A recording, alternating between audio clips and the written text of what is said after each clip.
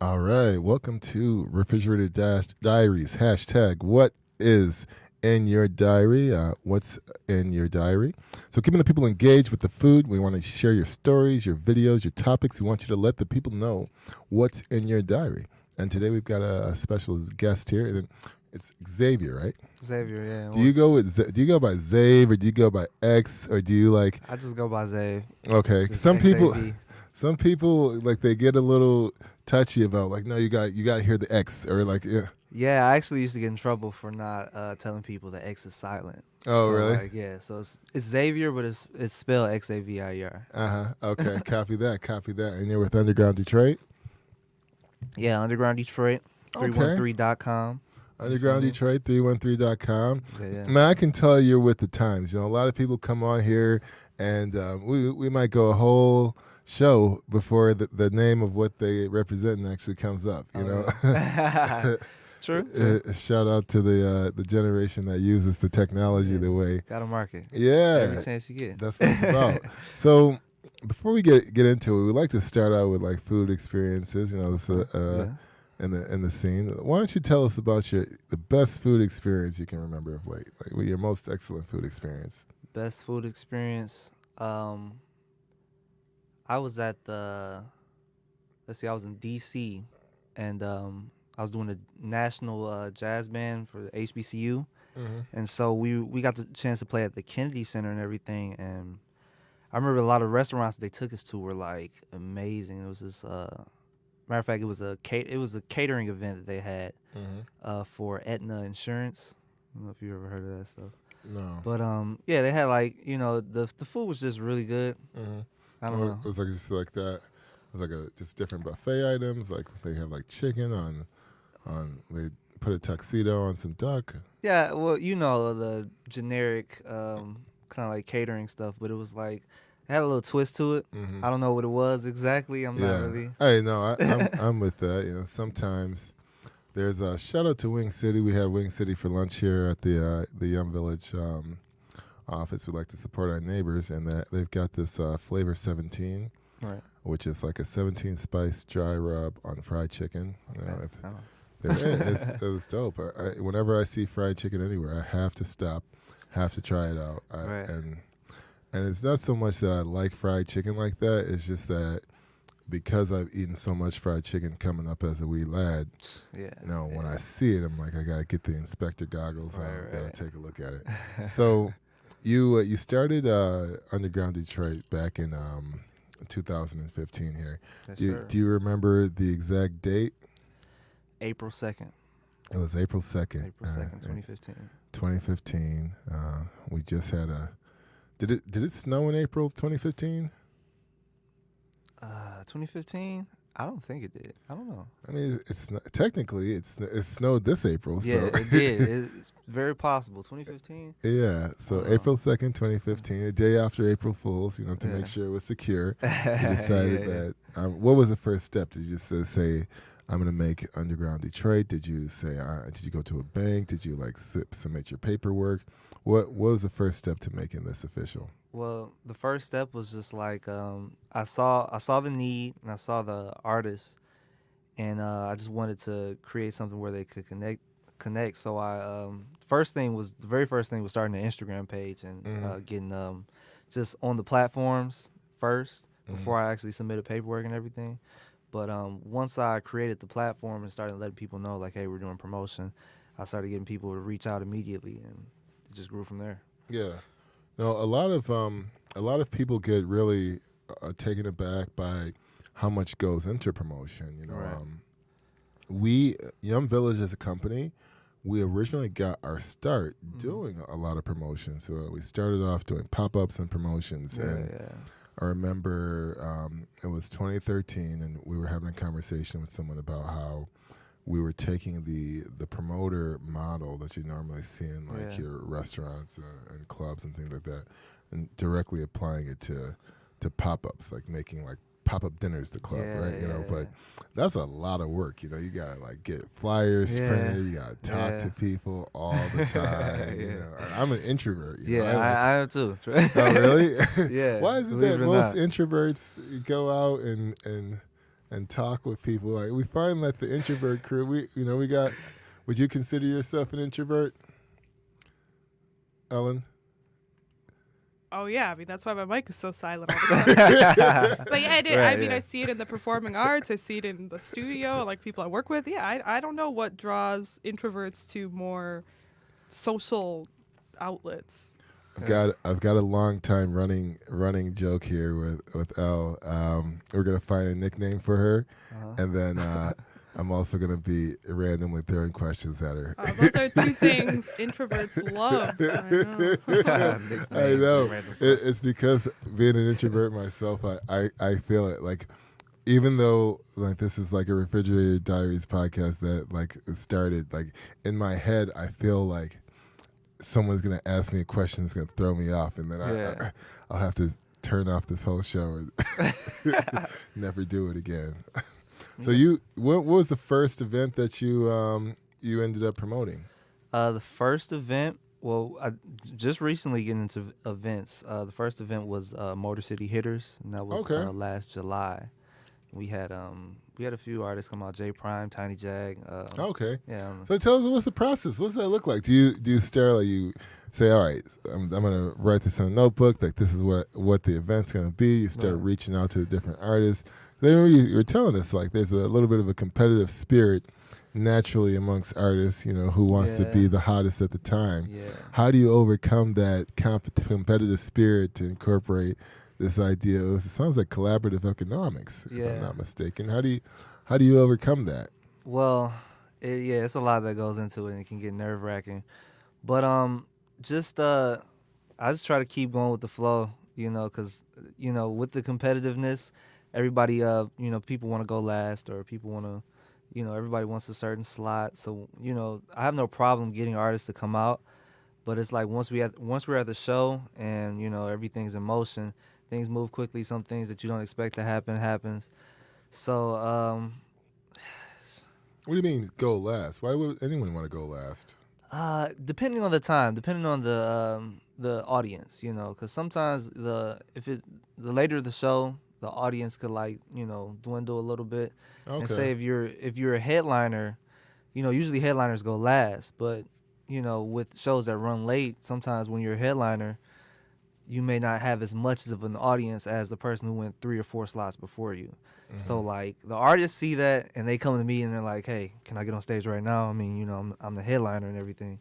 So can I get on right now while it's people here and all this stuff?" So just trying to balance. You tell them no. Wait your turn. I've had to tell a couple people no. It was it's kind of weird, Yeah. No, I usually too when you're dealing with people where there's no like established sense of hierarchy, positions of authority are still lucid, fluidity around that.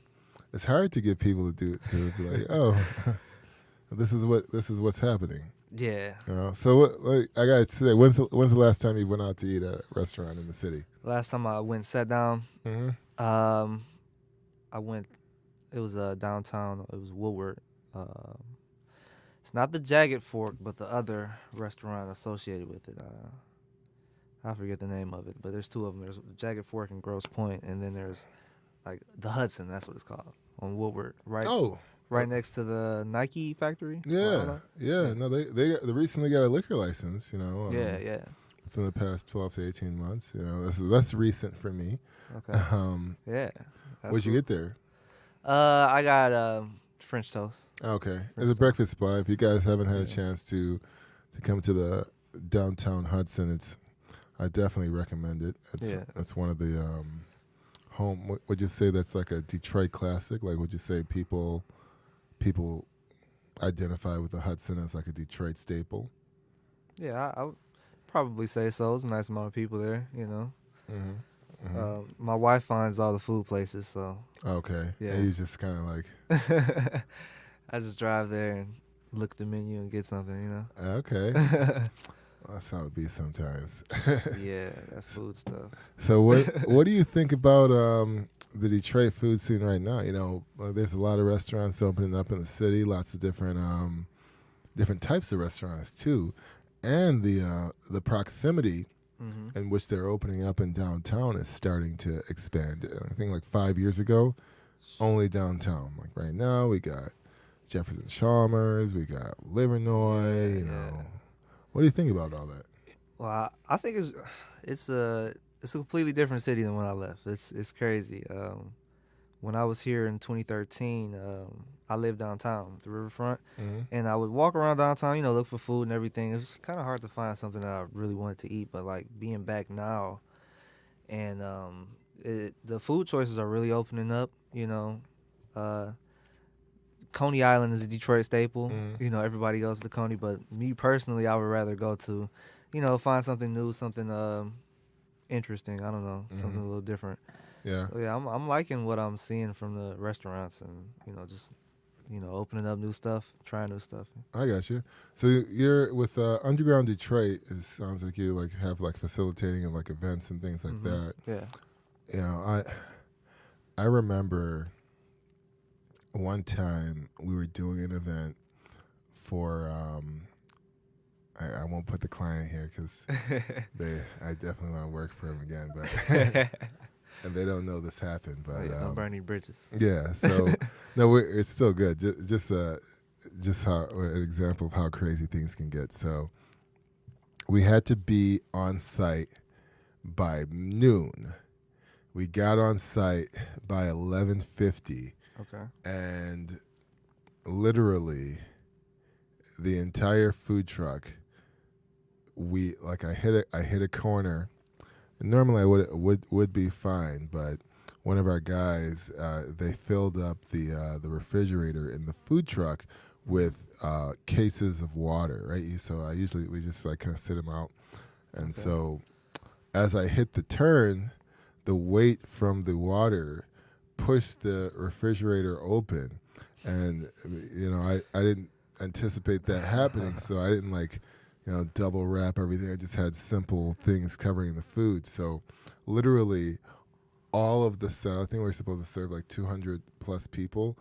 All of the salad for these 200 plus people was now all over the entire surface. Every surface area spot in the truck had some type of salad dressing, salad. It was a nightmare. It was definitely a challenging thing because in 5 minutes we had to serve. So we kind of had to pull off and kind of make a miracle happen, which we did. And we were able to successfully pull it off. Oh, but, you did? Okay. It can get. We just got some salad. We went and got some salad, mixed it in. Cut some vegetables up real quick. I made it work. Okay. And we had to flex our muscles and improvise. But I'm sure you've got all sorts of things that happen like that. What has this happened to you before? Have you ever been doing an event, something kind of went awry, you had to kind of get creative to? Because I mentioned you work with a lot of artists, you work with a lot of creatives, it's got to be there. Well, okay, some kind of nerve-wracking stuff that happened. The first ever show. So we had the venue all set up and everything. I get a call maybe about 2.5 hours before I'm supposed to be there, and they're like, so the owner doesn't know that we're using the venue. Great. And I'm like, wait, so I've been planning this show for about 2 months now, and there's no venue. So what am I supposed to tell people? People are on their way there, artists who are supposed to perform, and then, people they're bringing and everything, they're on their way there. So I'm like, I had to call around, actually end up finding another venue down the street. Oh, so you got a whole new venue? Found a new venue. They were open. They had maybe a few performances, and they let us come in from about 8 till 2 o'clock. And so we did our show. We still got it off. And even then, it was a fight or something that happened, some minor stuff, but still pull it off. Yeah, I had my friends there, I had my team. Kudos to you. So not only did you find a new venue for the show in the same day, you also still pulled it off. Yeah. Now, what was the celebration like after that? Oh man, we were like, it was in Hamtramck, so we were like outside, just in the street, just having a good time, because it was a lot of artists that came through, and it was like artists that I wasn't expecting to come through. Mhm. That are like higher profile, like Detroit Shay, or she came through with J Prime, and saw Novelist at one of the shows. And so yeah, I'm like, these are people that I wouldn't consider underground or too much underground, but they still came out and had a good time, and I wasn't expecting any of that. Yeah, Detroit Shay's official too. Oh yeah, she's out here. Yeah, shout out. Oh, yeah. Okay, so before we go on break, you got any events coming up that we should know about? Well, on April 27th, Mm-hmm. I'm a part of an event with Indigo Black in Maz, Michigan. It's called Open Vibes. So you can check our Instagram page at Underground Detroit for more information on that one. And then, stuff with you, 23rd. Yeah, absolutely. We're going to be going on. We're yeah. getting it going. All right. Yum Village. Yum Village, hashtag it. So we'll go on a quick break, and when we come back, we'll kind of dive into a little bit more about how you get your relationships done with your artists. We'll talk a little bit more about some of the stuff you get eating around here in the city. Okay. And we'll get right back when we return on Refrigerator Diaries. All right, cool. How do you feel, man? It's good. Nice and comfy? Yeah, it's cool having I was just telling her I gotta have my own podcast where I do mostly music. I just like introduce the artists. So like it's cool having somebody else to talk to on the mic. Yeah. What kind of? You just kind of put their music on and then set it and forget it. Yeah, I introduce the show, kind of like an introduction thing. I don't do it all at the same time. Right. Play like maybe 4 songs or so. Come on. Yeah. We need artists who want to just have their music on here, and they don't want us to like pay them like $500. Oh yeah, no, yeah. There's plenty of artists like that. Cause most of the underground artists in the city, they're looking for people to, support their music. They want people to listen. And it's like when you're just starting or you're in your basement, recording songs and everything, it's hard to get people to start listening. So, that's one of the main things that I do is like, I'm going to show you that we're listening to your music, and not only that, we're, trying to get other people to listen to it too. This is up. And get it on Hamilton. Right. Yeah. Alan, how you like that question? Oh yeah. Trying to be entertaining. Yeah, good. I love this drink, but I just know it's a little noisy with knives and stuff. I don't know. Slurping it on the mic, but it's so good. It looked tasty. It's like isn't there a YouTube category for like people eating on the mic and drinking and stuff? Yeah, I forget what it's called. It's like they turn the mics like really high in sensitivity, and you can hear like them opening their mouth and drinking stuff and eating. It's like millions of views on that stuff. Just thought about how to make money on YouTube. Yeah. More power to 'em. I don't understand how it gets millions of views, but There was someone who was doing it at the restaurant. Like, she was eating the food, and she had like a camera going. yeah. And so I came over. I was like, "Is everything okay?" And she was like, "Yeah, I'm just eating." And then I look in the camera, and it's like she got a webcam set up. And I was like, "Is that a webcam? Like you webcamming yourself eat?" And like you can see all the eyeballs. There was like 1,000 little views on there. I was like 1,000 people are watching you eat right now. Yeah. And she says it's popular. It's like people do this all the time. I'm like, what? People love that stuff for some reason. I don't know. She was there for like an hour and a half. I'm like, who's watching you eat food? Yeah, I don't know what that. I forget what it's called. It's like some type of 3-letter acronym or something. Yeah, that stuff is weird. So what kind of music do you do? Do hip hop mainly, jazz. I was classically trained on saxophone, so I grew up playing all that stuff. Yeah. So that's. So like I play the bass and little guitar, but bass for a little bit. Okay. So a lot of that is like in the pocket. Yeah. I'm trying to stick in a section. keep it going. Like, when you play saxophone, what kind of world is that? Like, where do you guys live? Saxophone, it's a solo instrument, so when I'm playing with guys, it's usually like just do some improv mostly, and organize stuff usually with multiple other horn players. We'll do like chords or moving parts and stuff. So some jam sessions. Yeah, jam sessions. Yeah, my friends, went to DSA, so most of the people I know play, piano or drums or plenty of horn players. Where you guys play at? Well, if we're not performing at the venues, or actually I perform at a few of my shows too with a friend of mine, Malcolm Elliott. He plays sax too, and he also raps and everything. So we're not doing the venues. Maybe like Baker's Keyboard Lounge over there on Livernois. Yeah, I went to UOD for high school. Oh yeah. Mm-hmm. Oh okay, yeah. It's right up I love Baker's. That salmon croquette there is good too. Oh yeah, that's popping. Yeah, yep. Yeah.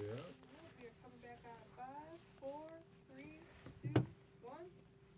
All right, so little known fact, we're back here on Refrigerated Diaries, and I am about to drop a bomb here. So we record all of our break sessions, so everything that we're going on is live and direct. If you have missed what we went down with on the break, be sure to turn into our YouTube. You can check it out if you just type in Refrigerated Diaries right there in your YouTube channel. It'll come up right there under the Podcast Detroit podcast videos. All right. So we've got Xavier with Underground Detroit, right? Yeah, your boy Zave in the building. In the building, and you're definitely no newbie when it comes to being on the mic here. Nah. Done it quite a bit. Yeah, I had about a year experience doing my podcast, Underground Detroit Radio. Yeah. Yep. And how do we listen to that? Do we just like type in Underground Detroit? On SoundCloud, yeah. Underground Detroit on SoundCloud, or you can go to undergrounddetroit313.com, and I have all this music posted up. Just go to the music tab. So, yeah. All right. That's what's up. Yeah. That's what's up. So let's kind of get into it. We got summertime coming up here.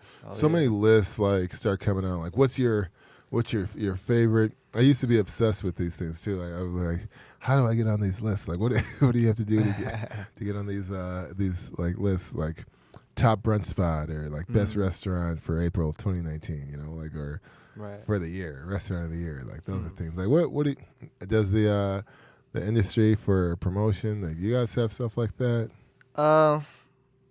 Yeah, I think there's a few around the city, but as far as like show events, I probably see most of the stuff on Instagram, or in the newspaper maybe or something like that, or at the venues. Reaching out to the venues is probably the best way for promoters. How do you guys deal with fear of missing out? Is that an experience? You familiar with that?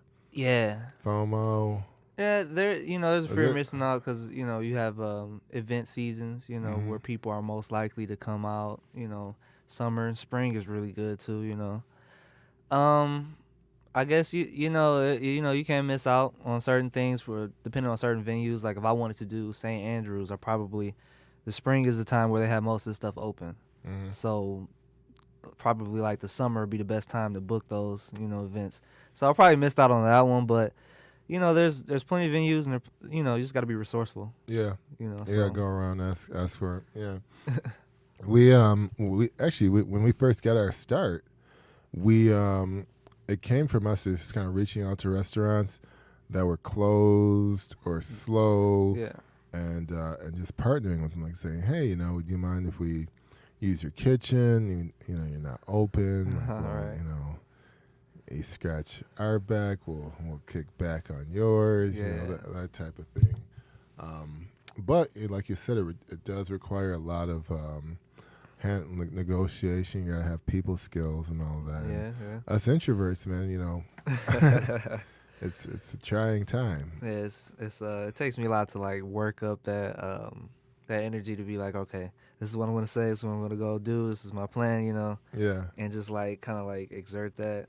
Mm-hmm. Once I'm doing it, it's pretty cool. But the time building up to it, it's like a whole mental battle.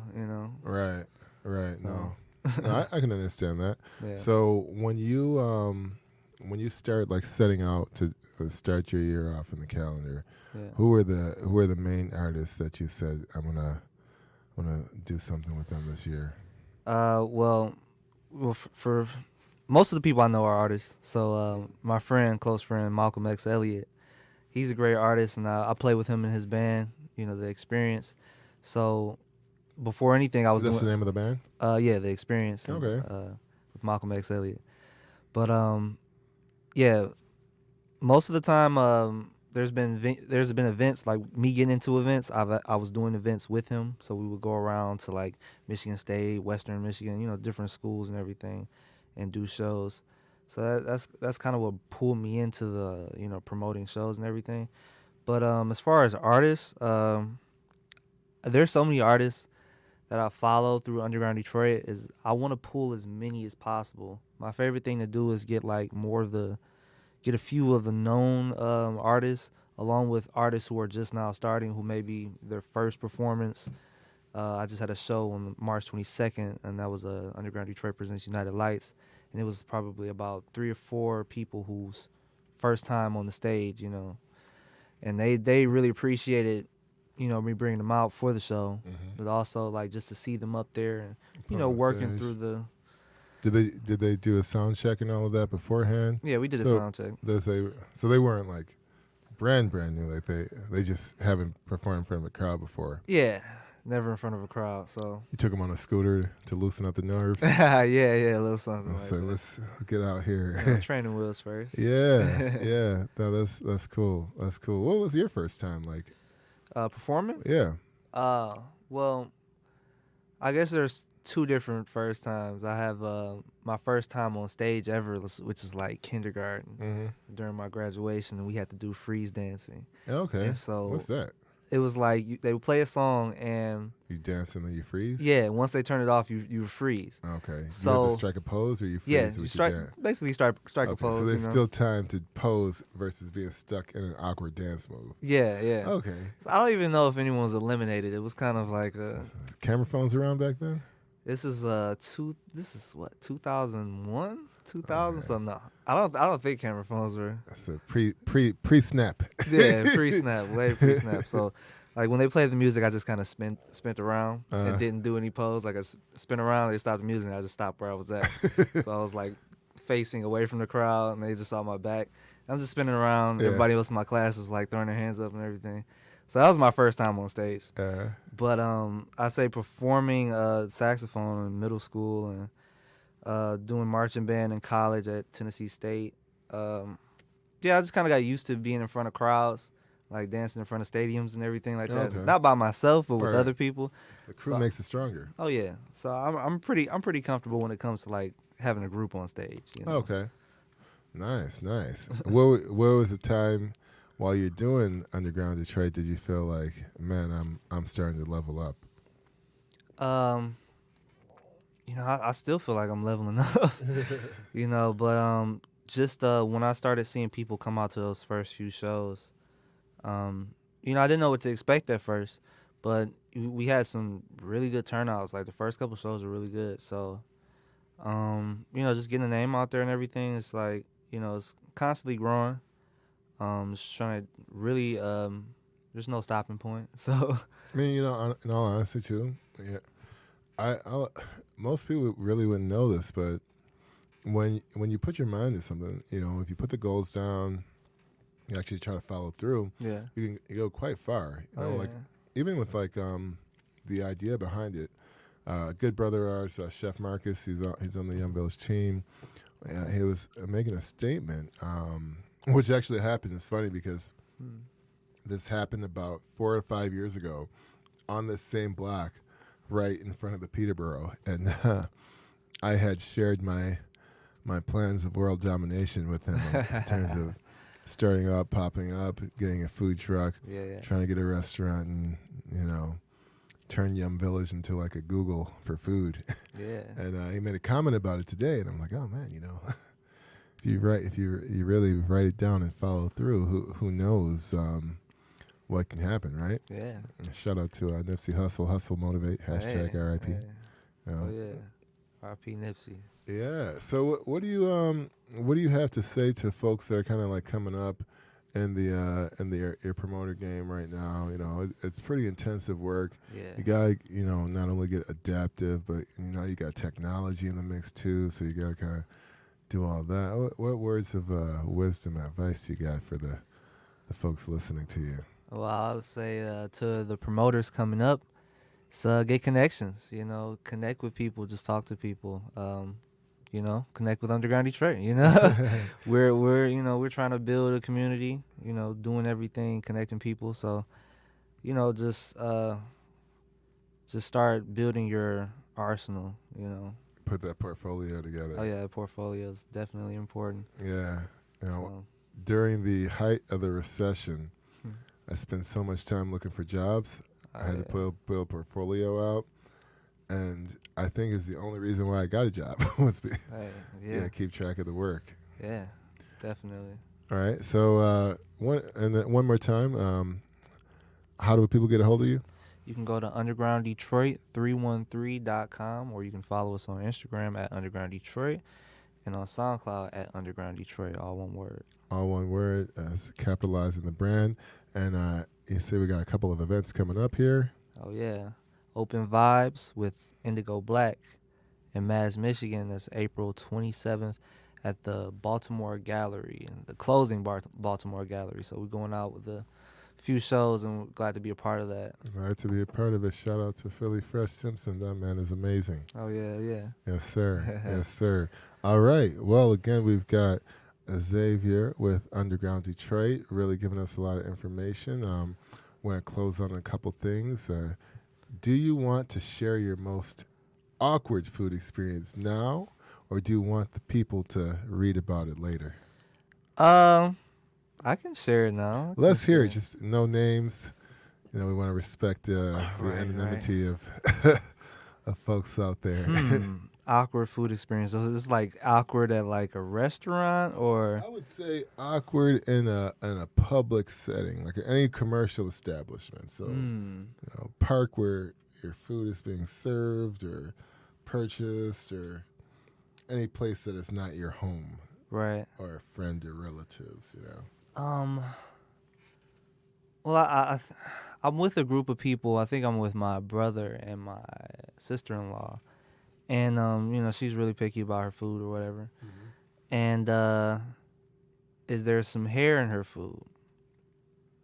And, how people are about hair in their food. It's like take it back and everything like that.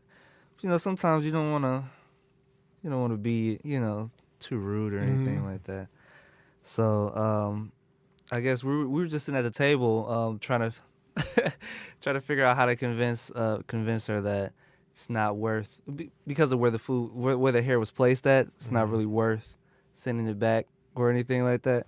But I mean, that's kind of a that's an argument between if you preference, I would say. I don't know. Yeah, I mean it's true too, because for purpose of keeping this appetizing, we send it back. Yeah, send it back. Yeah.